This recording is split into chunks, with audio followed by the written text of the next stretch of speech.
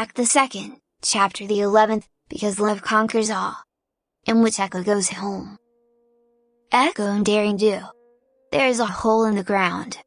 The hole in itself isn't particularly of interest, large, to be sure, big enough to fit a wagon through. Its location wasn't much to be bothered with, either. There are quite a few holes in the arid desert surrounding Eliusla, so as far as things go, this certain hole was certainly nothing special. However, what lies within the hole could easily be considered of great importance, at least to those who deem it so. Thus, two rather bored diamond dogs found themselves sweltering out in the hot sun, standing watch over this very somewhat special hole in the ground. Neither of them were exemplary diamond dogs as far as they go. Good noses, strong arms, kleptomaniacal itchings, not particularly bright, but fate had deemed that these two picked the short straws from the lot, which meant a great deal of standing around, watching tumbleweeds pass by and trying not to trip over their own tongues in the oppressive heat. The armor probably didn't help much. It was late evening, and even though the sun was yet setting in the sky, the dunes would hold the sun's warmth for a while yet. The two had resigned themselves to this unfortunate fate, and as such, were particularly confused when something happened that interrupted their regularly scheduled broadcast of monotony. That something being a distant shape materializing out of the shimmering desert like some kind of wraith. The guard on the left chewed idly at a large ruby stick. He squinted his beady eyes. The shape was coming closer. It looked like a diamond dog, clad in green and carrying a staff, but he couldn't be sure. Mirages could be tricky like that. "Hey!" he grunted to the one on the right. "Was that eh?" The red guard had been playing with a grasshopper, which he promptly forgot about. He squinted into the desert. "Where?" "On the left," said the left guard. The red guard turned right. "I don't see nothin'." The left guard reached over and backed the right guard over the helm. "Left? Which way is that?" Again, the red guard held up his paws in confusion. "It's… the left guard scratched his head, then pointed. "That way." "Oh," the red guard turned and peered at where he was pointing. "Still don't see anything." The left guard was about to give them another thump, when he realized his companion was right. The mysterious image had vanished from sight. Could have sworn I see something." He then felt someone lean up on his shoulder. "Really, what was it?"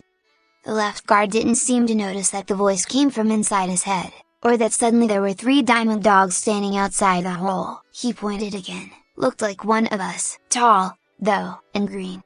"Like this?" The new diamond dog patted himself with a free paw, the other of which was casually thrown across the left guard's shoulders. He was wearing a loose green garment that was open down the middle, sleeveless, with a hood thrown up that let 2 tufted ears stand high through 2 tailored holes. A thick leather belt with a myriad of pouches was attached around his waist, and a long staff was clutched in his armpit. "Hey, yeah," the left guard nodded eagerly. "Look here," he called to the right guard. "This is what I was talking about." "Oh, I see it now," the right guard. "So left means right next to us." "Left means right?" asked the stranger. "No, left means that way," the left guard insisted on his chosen direction. "That way is east," said the stranger. "So then what's left?" "Well, it's your left, too." The left guard opened his mouth to say something, then paused. "How can be 2 things?" He sat down in the sand, rubbing his nose. "I has headache, now." "That what happens when you think a thought," said the right guard. "Right? Don't you mean east?" The right guard began, then thought better of it. I dunno." The stranger sat down in the sand next to the left guard, patting him on the head. "So what are 2 bright boys like you doing out here on your lonesome?" "We standing watch over hole into our den," muttered the left guard, now massaging his temples. "Not supposed to let anyone in who isn't a dust devil in, Alpha's orders." "That's probably a good thing. Don't want to let in any unsavory types, right?" The stranger patted him on the back again and stood up to his full height, which was actually a good head taller than the guards. He took a step towards the entrance to the hole, when a large paw shot out to block his way. The red guard held his arm out, squinting. "Do I know you?" "Maybe, I'm Echo. I'm not from around here." "Nice to meet you." A smile, another pat on the head. The red guard grinned. "Oh, okay. Echo, I'm not from around here. Nice to meet you. I know you now." "Wait," he suddenly realized, "I didn't know you." His muzzle scrunched up in effort. "I think we not supposed to let you in?" The stranger clasped him on both shoulders. Probably not. But you guys said only dust devils are allowed in? East, said the right guard, nodding dumbly. Well, that works out. I'm here to join the Dust Devils. Echo pointed to himself with a thumb. But I don't know where to find your leader to ask, though. The right guard frowned for a moment. The stranger seemed nice. He was tall and strong looking and carried himself like the alpha or the beta. He must be really smart, and he hadn't yelled at them once, even though the right guard was sure he'd be in trouble for playing with that grasshopper when he stood on watch. He immediately decided he wouldn't mind this stranger being in the Dust Devils.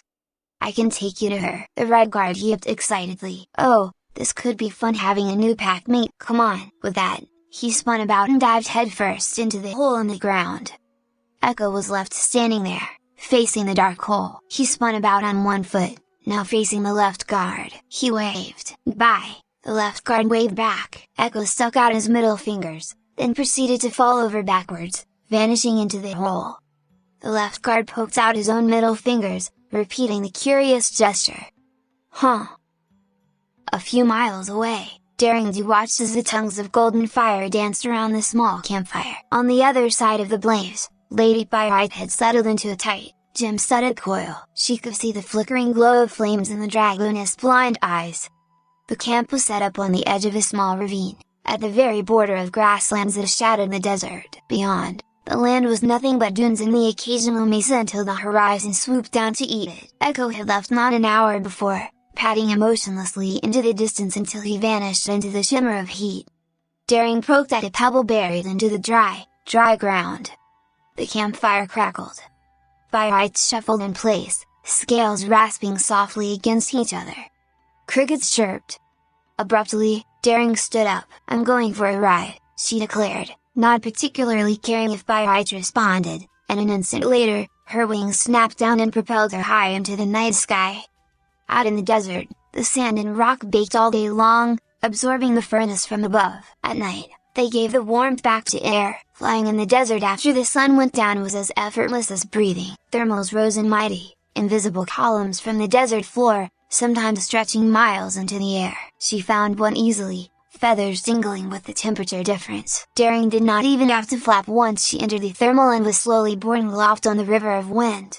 Higher still, until the far edge of her sled dipped down into curvature of the globe. She hung above it all like a dusky golden star, and if it weren't for the fact that she could feel the air rush between her feathers, she'd have sworn she were floating. The effect was slightly disorienting. It wasn't often a Pegasus got vertigo, but Daring had never flown quite so far up before. Up here, there was nothing but moonlight and her own heartbeat. She could think. I think I can see my house from here. Daring rolled her eyes. Of course, she hadn't taken off her saddlebag. The snowy white head of an alicorn poked out of this, looking down as his colorful mane blew in the wind. Entropy, don't you have anything better to do than bother me? It was kind of weird talking to just some Oopany's head, but just about anything could fit inside those saddlebags. And apparently, the saddlebags twin shared the same space, so that meant Ginger Snap had kicked him and therefore annoying her, wherever she was at the time. Entropy grinned. Yes, but I wanted to bother you. That's what friends do. And besides, you've got a pretty long face going on there. Going to pretend you didn't make that joke, Daring grunted, and I'm perfectly fine. The alicorn's head tut-tutted. I can sense your thoughts all a jumble, my dear. Hiding confusion from me is like trying to convince a nocturnee to stare at the sun. You need sunglasses to do it, right? Daring banked gently to the left, coasting into a slow, spiraling ascent that led the world below her rotate as if on a platter. I don't know what you're talking about. I think you do. DD, you've been wound up tighter than one of the spring-loaded booby traps Auntie Luna puts in her personal lavatory ever since Usa. Daring frowned. It's about Echo. This is the first time we've, had a break in things, and it's really strange. I can still kind of feel him right now, a little tickle in the back of my head. And what I'm getting is sending me a lot of mixed signals. Relationship problems, Entropy coughed. Okay, you talked to the bastard about this? Daring grunted. You asked for it. That I did. Daring sighed before beginning. It's like this, he and I had a bit of a falling out recently. Trust issues. He didn't exactly lie to me, but he didn't come to me with the truth about something. something really important. I guess I always knew he had secrets, but I never thought he'd keep them from me." "Every penny is entitled to keep a secret," Entropy murmured, suddenly very somber. "I know, that's what's bugging me, that this bothered me so much. I mean, it really shouldn't be that big of a deal." Darren gave a frustrated groan. "And we're both trying to come together and work through this, but I know he's hiding something else in there, something even worse than before." "What?" That echo is Outlander. He said it so casually, Darren actually jerked around in midair. "You knew?" Entropy's head stretched out of her saddlebag, followed by a long white neck, a tie-dyed cloak, and large white wings. The alicorn fell out of her bag, before spreading out and settling into flight next to her. He nodded somberly. "It takes one to know one. I am half-blooded myself, considering who my sire is." "Right, Discord." Darren paused. "How did that, work between him and—" "The insemination was artificially done in as terms of a peace treaty," Entropy coldly stated. "Equestria lost when they tried to get rid of him the first time. He thought it'd be funny to have the leader of the uprising bear his child. He didn't think they'd ever start seeing the other differently." "Oh. Yes, oh." Daring awkwardly shuffled her shoulders. "And I also know the other thing Echo was hiding," Entropy continued, the bite in his voice now gone. He gave her a questioning gaze. "Would you like to know as well?" "Yes," Daring answered. "Wait, in number, I mean," she stammered. "I don't know, I want him to tell me on his own, but I still, really want to know, if it's something bad, I want to help him." "Well, let me give you a hint at least. You know he is not of this particular slice of the universe." "Yeah," Daring nodded slowly. "So you know the who and the what. Do you know why and how?" She frowned. No. Is that what's got him so tied up inside?" "Oh, without a doubt." Daring bit her lips. This was a train of thought she had never really explored before. Just how had Echo come to Equestria? Exactly. She knew his real home to be far, far away, with precious little magic to spare. And the why? To explore, a vacation, a quest, or perhaps, more sinister purposes, Entropy purred. Daring shivered. "Is it that bad?" "Could be," Entropy shrugged. "He is a gift that he can't return, maybe re-gifted. I can't, how they say, help him out of a jam, in terms of this little problem. You know," he continued, "I promise you, it isn't something he'll open up about anytime soon, but I might be able to expedite the process." "You can?" Daring adjusted her flight into the oncoming breeze, now simply hanging in the air. Entropy swirled around her, somehow snake-like and wiry even with the body of an alicorn. "I can't, silly bird, if you want to call in a favor." "If it's for the best, then please," Daring murmured. "I just want him to be happy here, with me. And that's what I'm looking for. If I'm doing this for love, you know, I can't possibly fail, even if it isn't mine, because love conquers all." He twitched, then squinted up at the starry sky. Boom! Title drop. "Happy now?" Chuckling filled the sudden swirl of wind that smelled like fireworks and arcane magic, and Daring realized the alicorn had vanished into the night. Silently, she glided alone for a few moments more, wondering what she had just done. Then, with a weary flap, she descended back down to the distant speck of light on the ground that marked their campfire. Echo was starting to think that the universe, and whatever sadistic entity ruled it, had an overt fondness of caves and underground labyrinths. They seemed to be a recurring feature of his travels, that is, him going down into these dark wormholes on quite a regular basis.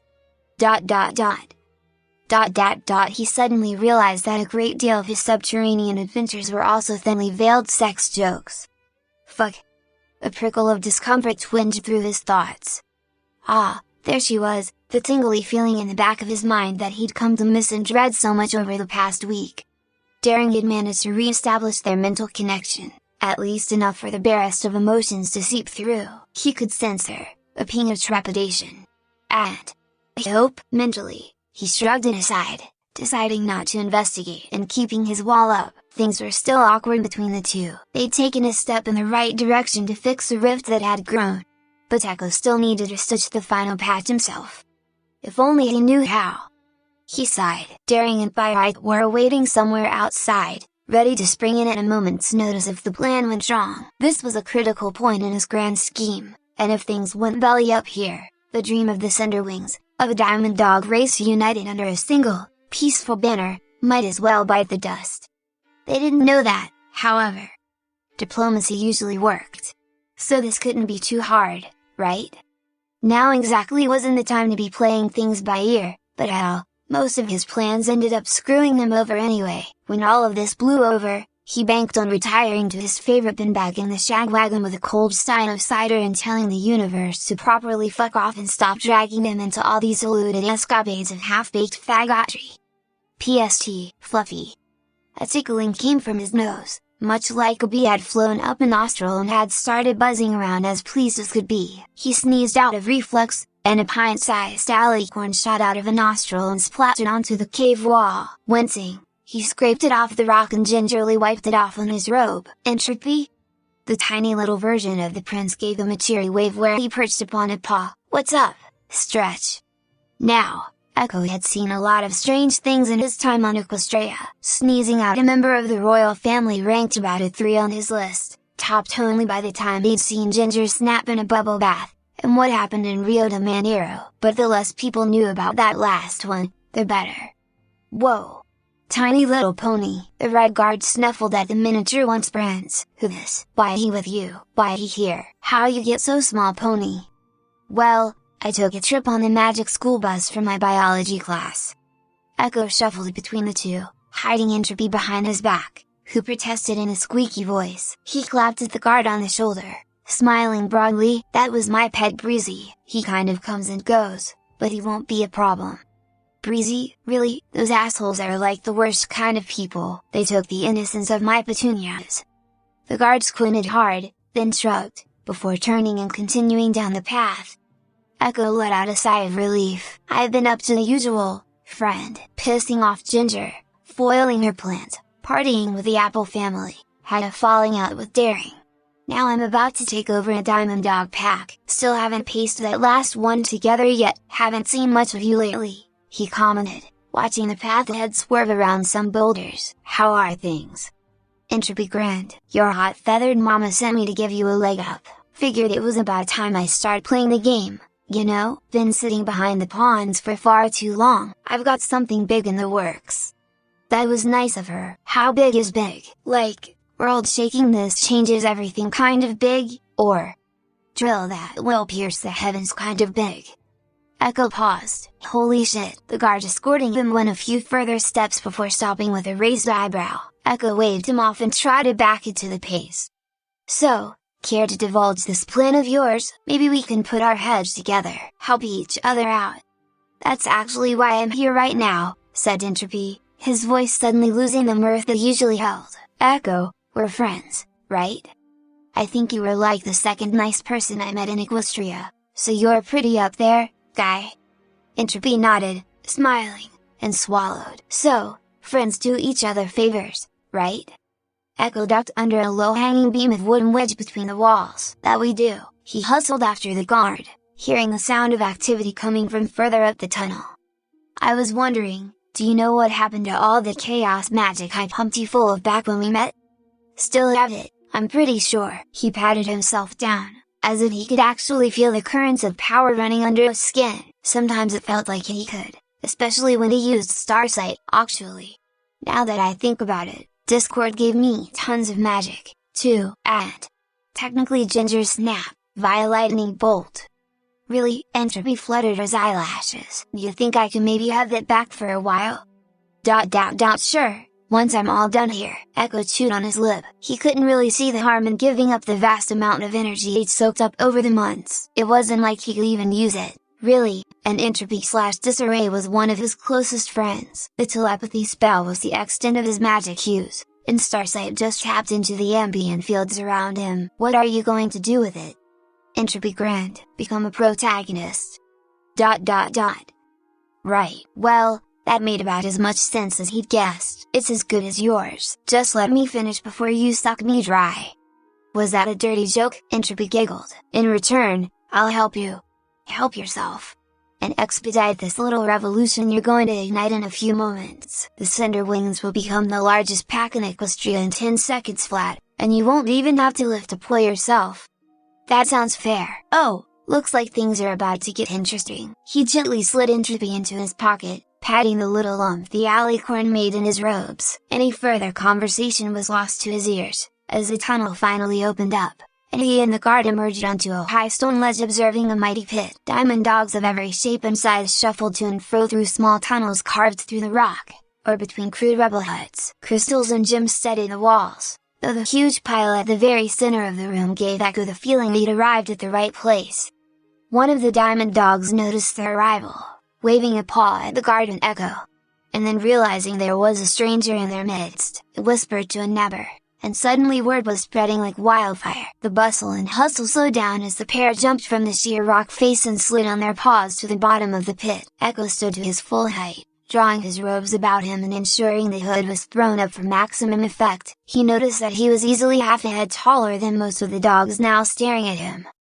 One of these broke through the murmuring crowd, a mangy-looking male with torn ears and a huge lower jaw. Hey you! He pointed a stubby paw at the guard at Echo's side. What do you think you're doing? Who'd you bring here?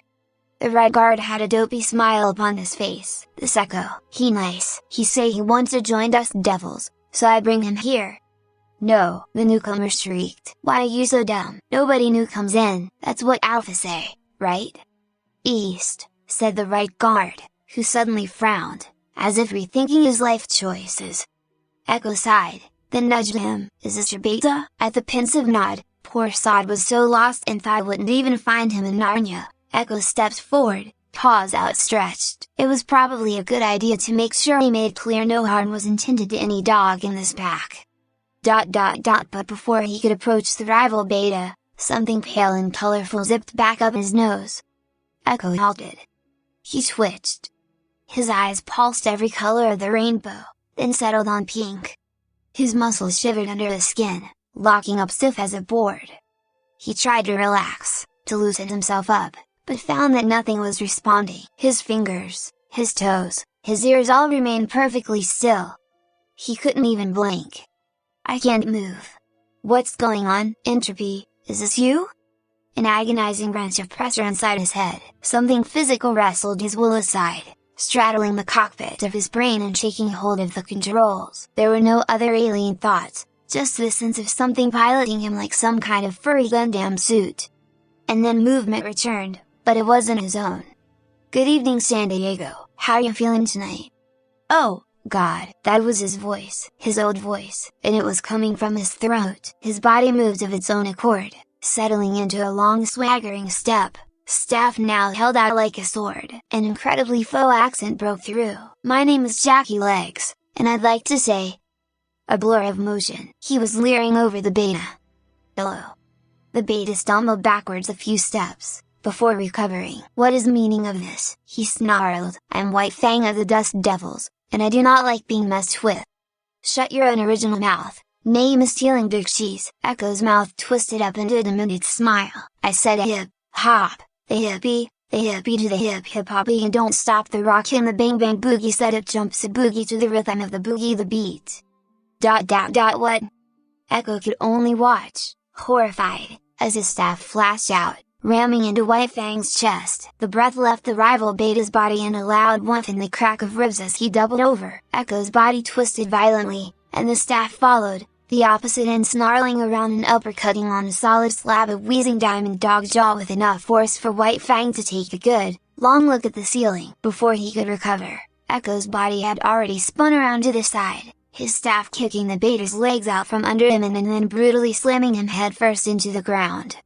White Fang had about 3 seconds to take this all in, before time caught up with him as a huge, rusty brown rear paw settled on his throat. The 2 outside claws extended out, sinking into the rock, and the third hovered a fraction of an inch from his heaving neck. Now in genuine confusion, he said what? Say it again. WH. The pressing leg raised itself up, before dropping again like the hammer of Thor. White Fang was curb stomped so hard his head actually dug a crater into the solid stone. The crowd collectively let out a wince of sympathy. Jesus Christ, the hell is going on? A cry of outrage came from somewhere behind the mass of onlookers. They scattered like leaves as a sand-colored storm tore through, coming to a halt by White Fang's crumpled body. It was a female diamond dog, golden yellow and brown, but spotted here and there across her short coat. A bandana hung across her throat and a heavily pocketed vest bristled with the hilts of throwing knives. I know who that is, Echo realized in growing panic. This was the Dust Devil's Alpha, the equivalent of Ginger Snap. This was Shazza, and he had read about her from wanted posters and criminal biographies across Equestria for months now. All the true packs had to have a truly hard-boiled outfit to survive the long, treacherous climb to the top of Diamond Dog hierarchy. Shazza was known for her fondness of talk, though, so Echo had originally planned on winning leadership in some kind of verbal debate. That probably wasn't going to happen now that Entropy was at the helm. She whirled and focused on the only thing in the room not openly cowering at her. You have defeated my beta in open combat. You are an outsider to my pack, but you have now earned the right to be put back in your proper position. Kinky, Echo's body leered. You the bitch in charge here? Shazza paused, eyes wide, then crouched, all hackles raised. Yes. I'm gonna deck you in the schnoz. Beyond all rational thought, Echo found himself behind the driving end of a serious haymaker. Shazza ducked right under it, and seized his overextended arm. Before she could do anything, he closed further, wrapping a free paw around her and squeezing her tight against him. Is this the part where we make out? She screeched and sank her teeth into his shoulder. Out, bad kitty, don't make me get the squirt bottle. She twisted like a snake, and headbutted him in the nose. Echo winced internally. He felt his nose break as if through a muted veil. It still hurt, though. But Entropy was made of sterner stuff, apparently, because he just grinned through a trickle of blood and headbutted her right back, so hard she flew back several feet, clutching her skull and whimpering in pain. Do you know what you are? He cried over the sound of catcalling Diamond Dogs. You're not even important. You're a stepping stone on the path of progress. And the only reason you have any significance whatsoever is to prelude the start of a montage of similar acts. I call that filler content if anything. Stop. Stop talking, Shazza hissed, ripping a fistful of knives free and hurling them at him. You are a toy. Every syllable was punctuated as the staff blurred like a propeller blade, slapping every knife out of the air without a precision. They clattered to the floor around him. You aren't even worth dignifying with the backstory. You don't even rate as an antagonist. You're a deity's plaything. He hurled the staff like a javelin, and it struck her between the eyes like a thunderbolt. Shazza crumpled to the ground as the staff fell to ground beside her. There was absolute silence. Entropy breathed heavily. And I am tired of being a plaything. Echo had done it. He'd defeated the Alpha. The Dust Devils were his. He was an Alpha. Technically, even if the methods used to rise to power were rather unsettling. Oi! A bandaged paw swept around at the Diamond Dogs. You lot, go outside. There's a golden dragon nearby. Tell her Echo sent you, and that you need to go to Ginger, ASAP. The silence continued. Well, there was a stampede as the hundreds of Dust Devils scrambled into action, apparently just now coming to terms with the fact that their leadership had been taken down within 5 minutes by a complete stranger. They poured up and out of the vast pit and into the tunnels, making for the surface. Alright, Entropy, get out so we can hold up your part of the bargain, now. Yeah, how about no? The body that formerly did the bidding of Echo finally acknowledged him. See, this ain't gonna be pretty, and I'm gonna need some other magic to rip yours right out of you. Entropy, what are you doing? I told you, Echo, I'm becoming significant, and I'm doing it for you. The bandaged paws suddenly flashed with pink fire, and Entropy brought them together. There was a flash of light and noise, and Echo suddenly found himself in a place he knew. He was still underground, but the huge crystalline tree before him was unmistakable. Neither was the dark blue alicorn lying unconscious on the floor before him. The 3 other ponies lying there with her were unknown to him, though.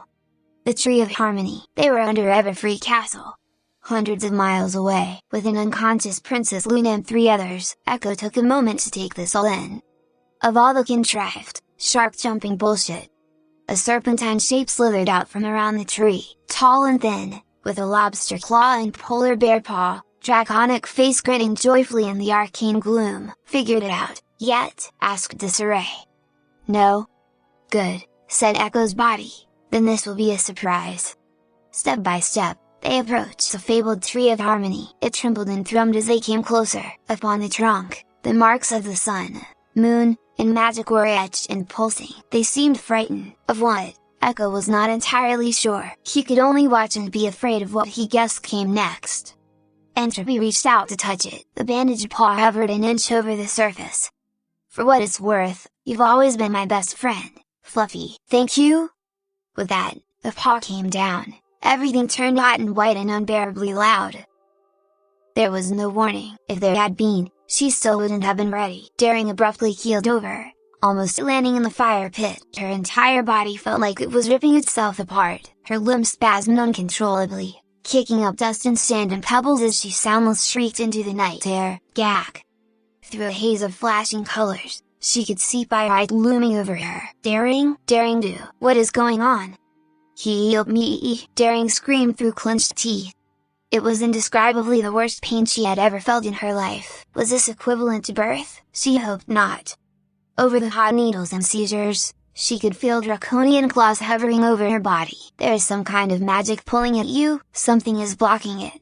Like some kind of anchor. I can manipulate the field matrix with my own magic and... Don't care, just do it, make it stop. She managed to cry out. It might tear your essence. Might? Proceed anyway. Daring hesitated only a spilled second before nodding. Anything to make the pain stop. Firelight's empty eyes began to glow pale white. A powerful hum split the air. Her claws sparkled, and the many gems that were embedded into her golden hide flashed with color. There was a flash of lightning that arced across her vision, and then... She flew forward, bed sheets fluttering away like fleeing spirits. She clutched at herself, half sobbing, half shivering from the sudden, incredible cold and sweat drenching her body.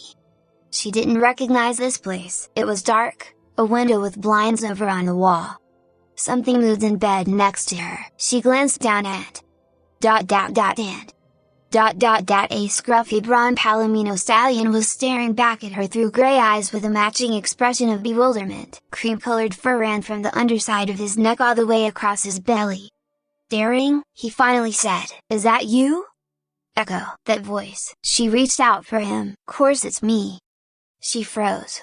That was not her hoof. Tan skin, delicate fingers, and lean muscle traced themselves back towards her body. Her fur was gone. She could see where once her snout blocked her view. Two strange, soft protrusions hung from her chest. With the bedsheets thrown away, she could see her legs, smooth-skinned and awkwardly bent. She could still feel her heat hammering deep within, though. She was like him. From the dream. "Are we asleep? What happened?" she murmured. "I don't think so. I have a feeling," said the pony Echo. This is my room, from before. Before I came to Equestria, I lived here. This is my bed, this is my apartment. He trailed off. Unsteadily, he rolled over, tumbling off the edge of the bed and raising himself up on four shaggy hooves. Daring watched with wide eyes as he shuffled step by step to the window and nosed the blinds apart. He gasped. "Daring, I don't think we're in Equestria anymore. Achievement unlocked, I can cliffhanger and so can you, unique condition unlocked. Echo and Daring all levels redacted, ... all perks redacted, ... region discovered, Earth,